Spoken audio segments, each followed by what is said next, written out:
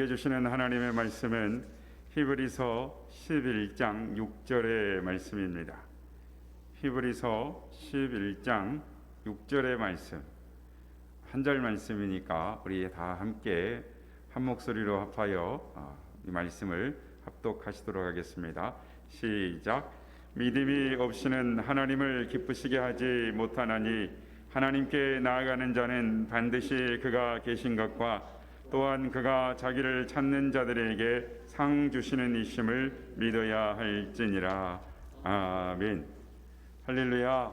오늘도 우리 예배 가운데 함께 하신 주님을 찬양합니다. 그리고 오늘도 함께 하신 우리 성도님들, 그리고 영상으로 함께 예배하는 성도님들께 하나님의 은혜와 평강이 함께 하시기를 기원드립니다. 올해는 6.25 전쟁이 일어난 지 71주년이 되는 해입니다. 동족상전이 있는 지 71년이 되었습니다. 이제 전쟁의 아픔을 겪었던 세대들은 대부분 세상을 떠나고 전쟁이 무엇인지 모르는 전쟁 이후의 세대에 태어난 분들이 대부분 국민의 대다수를 차지하고 있습니다. 세월이 더 가기 전에 이북에 고향을 두신 분들이 한 분이라도 생존하셨을 때 남북이 통일되는 시대가 어서 왔으면 좋겠습니다. 통일은 나중에 이루어지더라도 제한 없이 남북이 왕래하는 그런 시기가 왔으면 좋겠습니다. 이러하여 우리 그리스도인들이 하나님 앞에 중보하며 나서야 될 줄로 믿습니다. 저는 이번 주간에 6.25 전쟁 당시와 같은 즉 세계 2차 대전을 배경으로 시점으로 해서 근세기에 이르기까지 삶을 의미 있게 하는 요인들은 무엇인가를 연구한 미하엘 칙센트미하엘 교수의 몰입의 즐거움이라는 책을 보았습니다. 미하엘 교수는 제2차 세계대전 당시에 스위스 쭈리히에서 살았습니다. 전쟁의 비극을 경험하면서 전쟁의 비극을 잘 견디는 사람이 아무도 없고 심지어 정상적으로 사는 사람들 또 만족스럽고 행복스럽게 사는 사람은 거의가 없더라는 것입니다. 그들의 일터가 그들의 집이 그들의 안전이 전쟁으로 파괴되었을 때 모두가 전쟁의 비극 가운데 있을 때에 다 괴로워할 때 문득 이 소년이었던 이 미하일에게 무엇이 삶을 의미 있게 하는가라는 생각이 들었다라는 것입니다. 그래서 그가 성인이 되었을 때 1955년에서 1999년까지 40년여간의 연구 대상자 8천여 명의 사람들뿐만 아니라 대륙의 수많은 사람들을 만나서 연구한 결과 사람들의 30%만이 자신들의 인생에 행복감을 느끼더라는 것입니다. 40년 동안에 인플레이션도 있었고 사건들이 많았습니다. 그에 적응하느라고 물가가 2배 오르고 3배 올랐음에도 불구하고 매 시기마다 연구할 때마다 동일한 결과 30%의 사람들만 행복감을 느끼더라는 것입니다. 그리고 그 연구 결과에 한 부분에 사람이 수득의 일정 기본 수준, 즉 기초생계 수준을 넘어서면 물질적 행복의 수준은 증가하지 않더라는 것입니다. 그래서 미하엘 칙센트 교수는 우리의 일상생활과 우리의 일반적인 경험 중에서 정말 우리를 행복하게 하는 것이 무엇인가, 무엇이 우리를 행복하게 느껴지게 하는가에 대하여 연구를 했다라는 것입니다. 그리고 결론으로 행복감은 타인이 우리를 어떻게 보느냐, 우리가 무엇을 소유하느냐에 결정되는 것이 아니라 중요한 것은 우리가 우리 자신에 대해 우리에게 일어난 일들에 대해 어떻게 느끼느냐에 대한 것에 달려있다라고 말을 했습니다. 그러니까 어떤 사건과 어떤 경험을 통해서 어떤 사람은 그 시간을 잘 견딜 수 있고 그 시간을 잘 견딜 뿐만 아니라 시간이 빨리 가고 그 시간 속에서 어떤 사람은 행복감을 느끼는 이 몰입의 정도에 따라 다른 현실 속에 살아가고 있는 것 같은 느낌을 받으며 행복감을 받으며 살아가고 있더라라는 것입니다. 저는 이 말에 일리가 있다라고 생각을 합니다. 우리는 현실을 살아가고 있습니다. 똑같은 현실을 살아갑니다. 그러나 사람마다 느끼는 것이 다릅니다. 어떤 사람은 부정적으로 생각합니다. 어떤 사람은 긍정적으로 생각합니다. 어떻게 생각하느냐에 따라 그 사람의 삶의 질이 달라지는 것입니다. 오늘 본문에 보면 믿음은 하나님을 기쁘시게 한다라고 말씀을 합니다. 오늘 보면 11장 6절 말씀입니다. 제가 한번 다시 읽어보겠습니다. 믿음이 없이는 하나님을 기쁘시게 하지 못하나니 하나님께 나아가는 자는 반드시 그가 계신 것과 또한 그가 자기를 찾는 자들에게 상 주시는 이심을 믿어야 할지니라. 아멘. 하나님을 기쁘시게 하는 믿음이 있답니다. 하나님을 기쁘시게 하는 믿음은 어떤 믿음일까요? 어떤 믿음입니까? 그가 계신 것을 믿는 것입니다. 그가 계심을 믿는다는 것은 그가 살아계심을 믿는 것입니다. 그가 누구인지를 아는 것입니다. 그가 누구인지를 알고 신뢰하는 것입니다. 그래서 기대하는 것입니다. 어떤 기대냐면 세월이 지나가면서 상대에 대해서 아는 것입니다. 그 알을 통하여 그 상대에게 기대하는 것입니다. 그래서 세월을 지나가면서 아는 믿음인 것입니다. 시간 속에서 서로를 알고 사건을 경험하면서 서로를 신뢰하면서 생긴 믿음인 것입니다. 그 믿음을 통하여 사랑이 생기고 그 사랑을 통해서 상대가 존재한다는 걸 아는 것, 그것이 믿음이다라는 것입니다. 그래서 우리는 하나님에 대한 믿음뿐만 아니라 사람에 대한 믿음도 어떤 사건을 통해서 알게 된 그 사람에 대한 믿음인 것입니다. 예를 들면 부부는 시간이 지나감에 따라 세월이 흘러감에 따라 그 사람에 대한 믿음이 그 사람에 대한 사랑이 비례하는 것입니다. 그래서 그 사람을 얼마나 믿느냐가 그 사람을 얼마나 사랑하느냐와 같은 말이 되는 것입니다. 그래서 부부는 서로 믿을 수 있어야 합니다. 서로에 대한 신뢰의 사랑이 없으면 어려운 순간 오늘을 이겨낼 수가 없는 것입니다. 독일의 속담에 금이 아름다운 것을 알게 되면 별이 아름다운 것을 잊게 된다라는 속담이 있습니다. 무슨 말이냐면 소중한 것의 가치를 말하는 것입니다. 아무것도 없을 때는 별의 가치, 별의 아름다움을 압니다. 그런데 많은 것을 갖게 되면 정작 중요하고 소중한 것들의 가치를 모르고 지나가게 된다라는 것입니다. 이것은 마치 도시 밤하늘에서 별을 볼 수 없는 것과 같습니다. 여러분, 왜 도시의 밤하늘에서 별을 볼 수 없는 것일까요? 하늘에 별이 없어서도 아니고 밤에 하늘이 어두워서도 아닙니다. 너무 밝아서 못 보는 것입니다.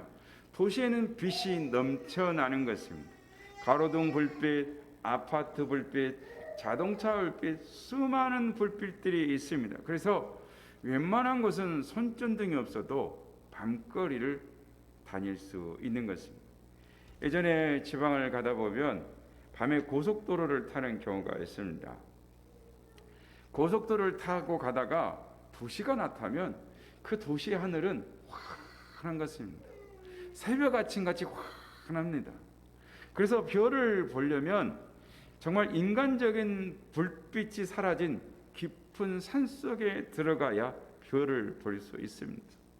금이 아름다운 것을 알게 되면 별이 아름다운 것을 잊게 된다라는 말은 별이 사라지거나 별이 없어졌다라는 것이 아니라 우리가 많은 것을 보기 때문에 볼 수 없는 것입니다. 갖고자 하는 것이 많습니다. 욕심 때문에 못 보는 것입니다. 아이들이 마트에서 엄마를 잃어버리는 이유가 무엇입니까? 눈에 보이는 것이 많은 것입니다. 갖고 싶은 것이 많은 것입니다. 볼 것이 많기 때문에 정신이 팔려서 엄마 손을 놓치고 마는 것입니다. 그렇습니다.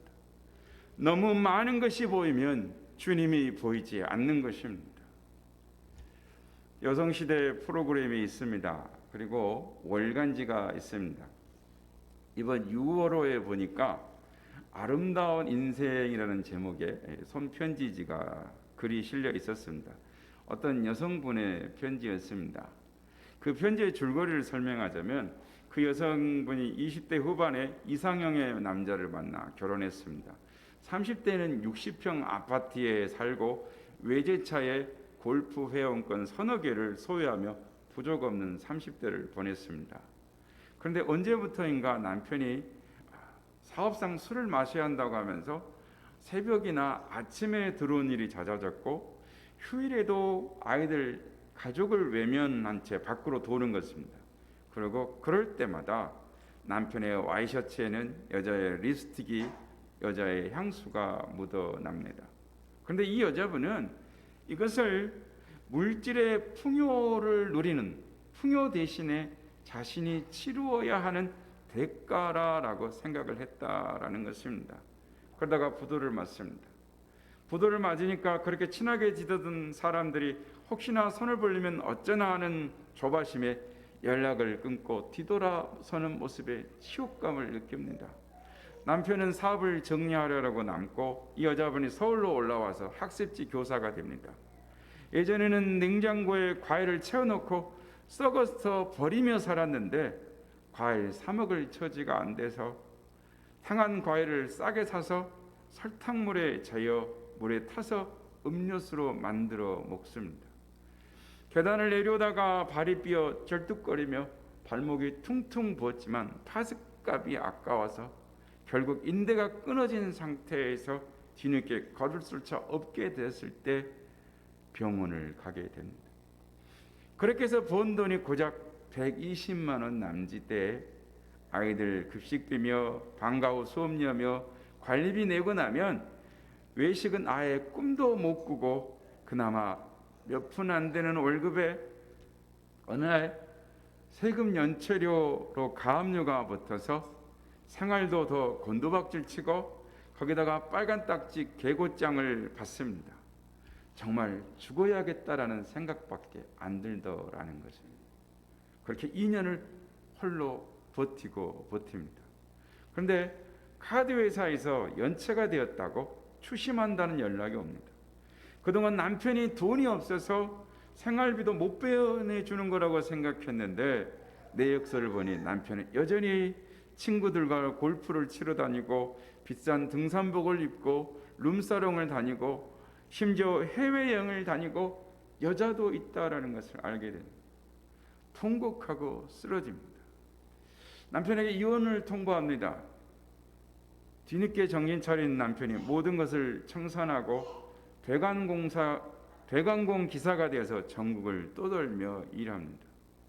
여자분은 여전히 학습지 일을 하고 있고 초등학교 다니던 딸은 대학교를 졸업하고 취업 준비생이 되었습니다.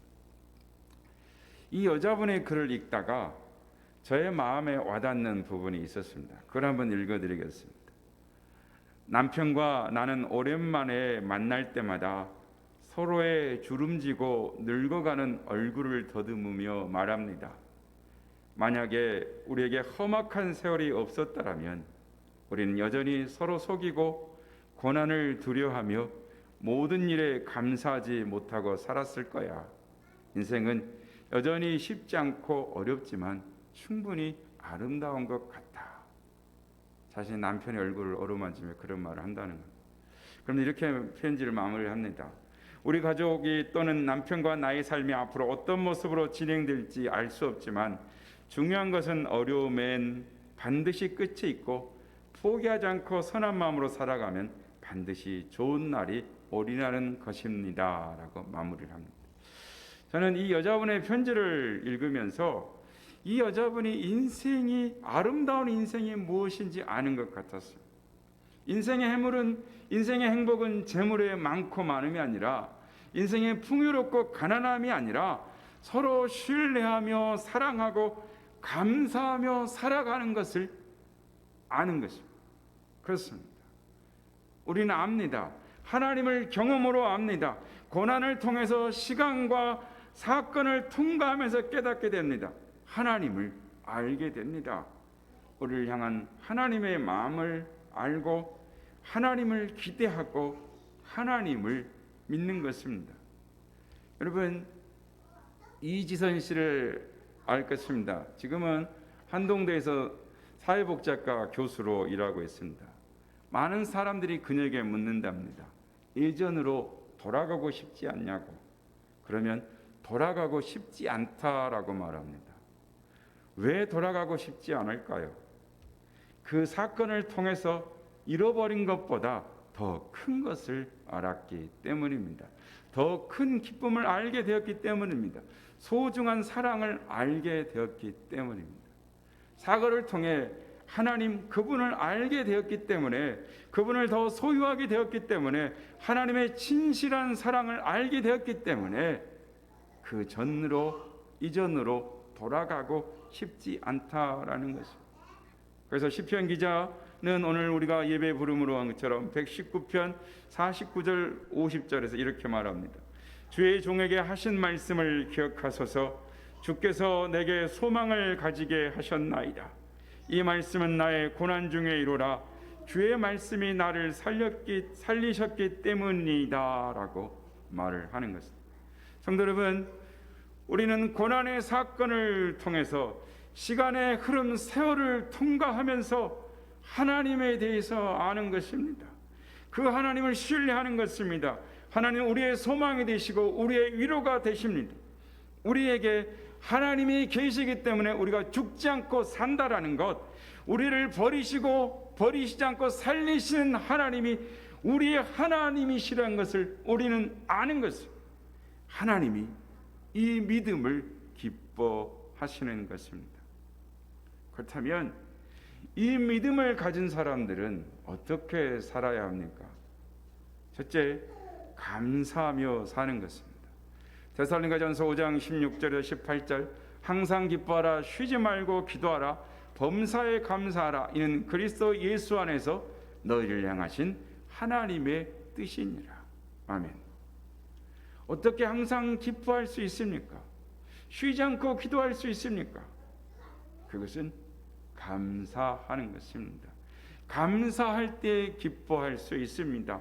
감사할 때 기도할 것이 있는 것입니다. 범사에 감사하라, 이것이 그리스도 예수 안에서 너희를 향하신 하나님의 뜻이니라. 앞에서 이지선 씨의 이야기를 했습니다.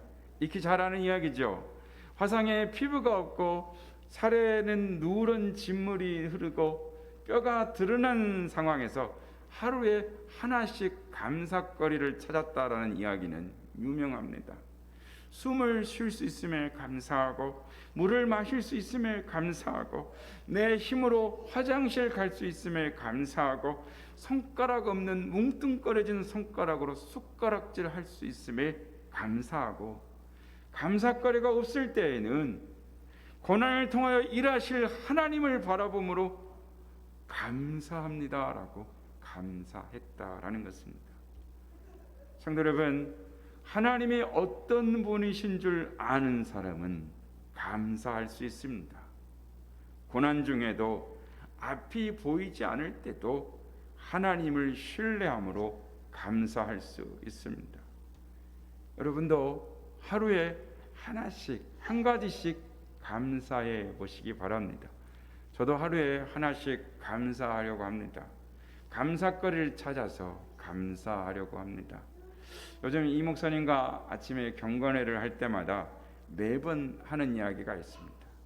감사하다라는 것입니다. 가정적으로 감사한 것이 많습니다. 저 개인적으로 감사한 것이 많습니다. 교회적으로도 감사한 것이 많습니다. 코로나 시기에 아름다운 성전을 우리에게 주심을 감사합니다. 하나님께서 우리가 생각했던 것보다 더 많은 것들로 채워주셨습니다. 이끌어 주신 것을 생각할 때마다 감사합니다. 매번 넘치도록 부어주시는 하나님께 감사합니다. 지금 코로나로 모든 교회가 힘들어하고 많은 개척교회가 어려움 가운데 있지만 하나님을 믿기에 감사합니다. 우리 선한 이웃교회를 통하여 일하실 하나님을 기대하며 감사합니다. 저는 우리 교회 5년 후에 10년 후의 모습을 바라보며 감사합니다. 우리 하나님이 어떤 분이신 줄 알기에 감사할 수 있습니다. 지난주에 유키즈 온 더 블럭에 토마스 아콧이라는 아프리카 남수단의 출신의 의사가 나왔습니다. 이 토마스 아콧이라는 사람은 누구냐면 2008년 울지마 톤주에 나왔던 고 이태석 신부님의 학생이었습니다. 고 이태석 신부가 떠난 이후 남수단 톤주에는 많은 변화가 있었습니다. 그때 밴드 불며 공부하던 학생들 중 57명이 의사가 되었습니다. 그리고 이태석 신부처럼 살고 싶다라고 말합니다. 토마스 아콧은 이태석 신부의 모교인 인제대학 의과대학을 졸업하고 외과 전문의로 1년차를 보내고 있습니다. 그리고 존 마엔 루벤이라는 학생도 의사 시험에 통과를 했습니다. 유재석 씨가 토마스 아콧에게 만약 당신에게 1만 평의 땅을 준다면 당신은 무엇을 심겠습니까? 라고 물었습니다. 그랬더니 병원이라는 씨앗을 심겠습니다. 라는 대답을 했습니다. 고 이태석 신부가 전쟁으로 황량한 소망이 없던 남수단 톤지에 주님의 사랑을 심었더니 싹이 났습니다. 그곳은 눈물이 없는 곳이었습니다. 아버지가 죽어도 눈물을 흘리지 않는 곳이었습니다. 왜냐하면 애들이 7살 때 소년병으로 끌려가서 10살 때는 총을 두고 전쟁에 내보내집니다. 죽음을 매일 보고 사는 것입니다. 감정이 메마르고 메말라서 죽음을 보고도 눈물이 나지 않는 거예요. 우는 사람이 없는 것입니다. 그런데 이태석이라는 이름만 들어도 그 아이들이 웁니다. 그곳의 사람들이 웁니다. 어떤 아이는 토목공학과를 졸업하고 톤주로 돌아갔습니다. 학교를 100개 세우겠다라는 꿈을 안고 돌아갔습니다. 어떤 아이는 이대를 졸업하고 돌아갔습니다. 톤주의 아이들이 남수단을 변화시키고 있습니다. 소망이 되어가고 있는 것입니다. 성도 여러분, 하나님은 이런 분이십니다. 하나님을 믿고 감사하며 주님의 사랑을 심을 때 놀라운 변화가 일어나는 것입니다. 우리 선한 이웃교회도 주님의 사랑을 심는 선한 이웃교회가 되기를 주님의 이름으로 축복합니다. 둘째는 상 주시는 하나님을 기뻐하는 것입니다. 상 주시는 하나님을 기다리는 것입니다. 잠언 2장 4절 5절 말씀에 보면 은을 구하는 것 같이 그것을 구하며 감추어진 보배를 찾는 것 같이 그것을 찾으면 여호와 경외하기를 깨달으며 하나님을 알게 되리니라고 말씀을 합니다. 귀한 것은 쉽게 얻어지지 않습니다. 귀한 것일수록 더 많은 노력과 더 많은 정성을 요하는 것입니다. 땅속에 묻혀있는 황금이 그렇습니다. 검은 황금 석유도 그렇습니다. 바닷속 진주가 그렇습니다. 큰 힘이 되는 지식도 그렇습니다. 쉽게 얻어지는 것이 아닙니다. 하나님의 상 주심을 기다려야 합니다. 하나님의 때를 기다려야 합니다. 믿음은 기다림입니다. 믿음은 기다림과 같습니다. 성도가 신앙생활하면서 가장 견디기 힘들어하는 것이 바로 시간입니다. 훈계도 받을 수 있습니다. 징계도 받을 수 있습니다. 매도 맞을 수 있습니다. 그러나 언제 해결될지 모르는 긴 지연의 시간은 우리를 절망케 합니다. 우리는 잘 기다리지 못하는 것입니다. 그래서 시편에 보면 다윗은 시편 곳곳에서 주여 어느 때니까 주여 어느 때입니까? 라고 소리를 높입니다. 믿음의 사람들이 정말 견디기 힘들었던 것은 정신과 육체의 고역이 아니라 기다리는 시간이었습니다. 성경에 보면 믿음의 조상 아브라함은 아들을 주시겠다고 말씀하시고 13년을 아무 말씀 없으시자 기다림에 지쳐서 엉뚱한 일을 벌립니다. 이스마엘을 본 것입니다. 그의 아들 이삭도 그의 아버지처럼 결혼 후 20년을 불임으로 살아갑니다. 불임으로 괴로워할 때 육신의 아들 이스마엘은 이미 12방백을 이루고 있었습니다. 이삭의 아들 야곱 또한 사랑하는 아내를 얻기 위하여 무려 21년의 종살이를 하며 기다립니다. 요셉은 억울한 13년의 시간과의 싸움에서 승리합니다. 모세는 나이 80이 되기까지 40년을 광야에서 기다렸습니다. 40년의 기한을 받아놓고 기다린 것이 아닙니다. 군대 생활처럼 2년을 받아놓고 하는 생활이 아니었습니다. 모세는 그의 유일한 시편인 시편 90편에서 우리의 연수가 70이요 강건하면 80이다라고 말을 합니다. 그는 그의 고백처럼 그대로 광야에서 인생을 마감할 줄 알았습니다. 성도 여러분, 우리가 하나님께 이렇게 기도할 때가 많습니다. 하나님 이렇게 해주십시오. 하나님 저렇게 해주십시오. 그런데 여러분, 기도는 하나님께 이렇게 하라 저렇게 하라 지시하는 것이 아닙니다. 기도는 하나님의 때를 기다리는 것입니다. 하나님의 일하심을 기다리는 것입니다. 저는 요즘 완두콩과 이 조롱박을 키우면서 하나님의 일하심과 하나님의 때를 대하여 많이 묵상을 합니다. 2주 전에 완두콩과 이 조롱박 씨앗을 심어놓고 물을 주면서 조바심을 내면서 이게 언제 나나, 싹이 썩었나, 없어졌나 조바심을 내면서 조롱박이 싹이 나왔을 때 제가 기뻐서 손에 박수를 치며 기뻐했다는 이야기를 2주 전에 저희가 나눴습니다. 그 이외에도 매일 옥상에 올라가서 물을 줍니다. 매일 농부의 마음으로 어서 자라라, 튼튼하게 자라라, 매일 옥상에 올라가서 완두콩 잎사귀하고 조롱박 잎사귀를 어루만집니다. 그런데 이상한 일이 벌어졌습니다. 아무리 물을 줘도 조롱박은 잘 자라는데 완두콩이 시들시들하더니 노랗게 변하면서 죽어가는 것입니다. 제가 참 이상하다 하면서 콩을 살피고 있는데 이 관리소장님이 함께 보시다가 하는 말씀이 콩이 꽃이 피어봤네. 콩이 철이 지났어요. 이것은 때가 지난 것입니다. 볼이 필 때 피는 콩인가 봅니다 라고 합니다. 말씀대로 콩 이렇게 풀잎 잎사귀를 보니까 노르스름한 하얀 꽃이 피어 있어서 때가 지난 것입니다.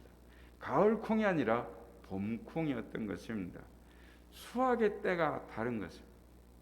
그래서 아무리 물을 주어도 계속 시들 수밖에 없었던 것입니다. 그런데 완두콩을 뽑고 그 자리에 조롱박을 옮겨다 심었습니다. 그랬더니 관리소장님이 하시는 말씀이 목사님, 조롱박을 자꾸 옮겨 심으면 식물이 힘들어합니다. 잘못하면 죽을 수도 있습니다. 그런데요, 살면 잘 자랍니다. 튼튼하게 잘 자랍니다 라고 말을 합니다. 그래서 옮겨 심으면서 속으로 이렇게 생각을 했습니다. 그래, 죽으면 어쩔 수 없지. 그러나 심겨져 살면 잘 자라고 튼튼해진다고 했지. 조롱박아, 죽지 말고 견뎌라. 심겨져서 살아서 튼튼하게 잘 자라다오 하면서 심었습니다. 그리고 꽃 피운 완두콩을 뽑아 한쪽에 버리면서 이런 생각이 들었습니다. 모든 것에는 하나님의 때가 있구나. 우리도 옮겨지는 시간을 보내고 있구나라는 생각을 했습니다. 사랑하는 여러분, 우리는 선한 이웃교회라는 목판에 심겨졌습니다. 하나님의 때에 옮겨져 심어졌습니다. 우리도 옮겨져 심겨지는 시간을 겪고 있습니다. 하나님은 우리 선한 이웃교회 계획 있는 줄로 믿습니다. 하나님께서 이 모진 코로나라는 시기에 선한 이웃교회를 옮겨 심으셨습니다. 이제 겨우 뿌리를 내리고 자라가고 있습니다. 저는 콩풀을 뽑고 조롱박을 심으면서 이 하나님의 때에 우리는 무엇을 해야 할까 생각을 해보았습니다. 그리고 한 구도자의 이야기가 생각이 났습니다. 가르침을 받기 위해서 멀리 찾아온 수련생에게 구도자가 물었습니다. 가시나무를 알고 있느냐? 수련생은 구도자의 물음에 공손하게 대답합니다. 예, 알고 있습니다. 그럼 가시나무는 어떤 나무들이 있느냐? 탱자나무, 찔레나무, 장미꽃나무, 아카시아 나무 등이 있습니다. 구도자는 수련생에게 다시 묻습니다. 그럼 가시 달린 나무로 넓이가 한아름 되는 나무를 보았느냐? 수련생은 구도자의 질문에 잠시 생각하다가 공손히 대답합니다. 못 보았습니다. 구도자는 수련생의 눈을 바라보며 말합니다. 가시가 있는 나무는 한아름 되는 큰 나무로 자랄 수 없느니라. 큰 나무라야 다용도로 쓸 수 있지만 가시가 있는 나무는 궁궐로도 집으로도 쓸 수가 없지. 사람도 마찬가지니라. 가시가 없는 사람이 사람을 포용하는 지도자며 무리 중에 꼭 필요한 사람이고 다른 사람에게 유익한 사람이 될 수 있느니라. 내 속에 가시가 있다면 그것을 먼저 제거해야 할 것이다. 그렇습니다. 우리는 코로나라는 모진 시기에 옮겨 심어졌습니다. 하나님을 향한 기대감에 옮겨 심으신 줄 믿습니다. 극상품 열매를 맺기를 바라십니다. 큰 집을 떠받칠 수 있는 좋은 나무, 기둥의 제목으로 자라나기를 기다리고 계시는 줄 믿습니다. 여러분, 이 하나님의 때에 우리는 무엇을 해야 할까요? 하나님의 일하심, 하나님의 역사하심을 기다리며 무엇을 해야 할까요? 저는 우리의 가시를 뽑는 기간이 되어야 한다라고 생각합니다. 마음의 가시는 자기도 찌르고 남도 찔러서 아프게 합니다. 상처를 내서 피를 흘리게 합니다. 입을 통해서 나오는 가시, 손을 발을 통해서 나온 육신의 가시, 욕심을 통해서 나온 마음의 가시. 나무가 가시가 없어야 다용도로 널리 쓰이듯 사람도 마음에 가시가 없어야 유익한 사람이 될 수 있습니다. 기도로 나를 부정하는 시간을 가져야 합니다. 자기의 십자가를 지고 주님을 따라야 합니다. 주님은 흥해지고 나는 쇠해져야 합니다. 주님 쓰시기에 합당한 그릇이 되어야 합니다. 그러할 때 주님께서 마음껏 쓰시는 인생이 될 줄로 믿습니다. 우리 교회가 될 줄로 믿습니다. 사랑하는 성도 여러분, 하나님이 기뻐하시는 믿음은 하나님이 누구이신지를 아는 것입니다. 그 하나님을 항상 기억하는 것입니다. 그 하나님을 집중하는 것입니다. 주님을 신뢰하는 자는 감사할 수 있습니다. 하나님의 때를 기다릴 수 있습니다. 바라기는 우리 모두가 하나님이 기뻐하시는 믿음의 사람들이 다 되시길 주님의 이름으로 축복합니다.